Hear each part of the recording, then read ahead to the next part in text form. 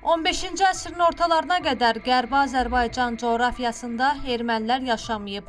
Bu fikirləri Qərbi Azərbaycan icmasının idarə heyətinin sədri, millət vəkili Əziz Ələkbərli səsləndirdi. 15-ci əsrin ortalarına qədər həmin coğrafiyada ümumiyyətlə ermənilər yaşamayıblar və bu coğrafiyada xristian Qıpçaq türləri, Oğuz boyları, müxtəlif tayfaları yaşayıblar.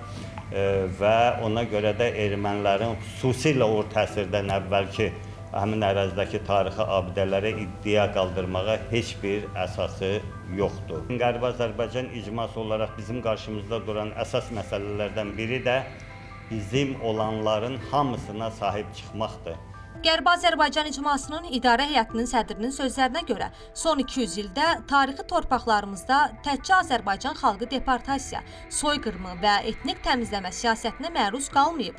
Eyni zamanda maddi və mənəvi irs nümunələrimiz erməni vəhşiliyi nəticəsində dağıdılıb və saxtalaşdırılaraq dünya ictimaiyyətinə erməni mədəniyyət abidələri kimi təqdim olunub.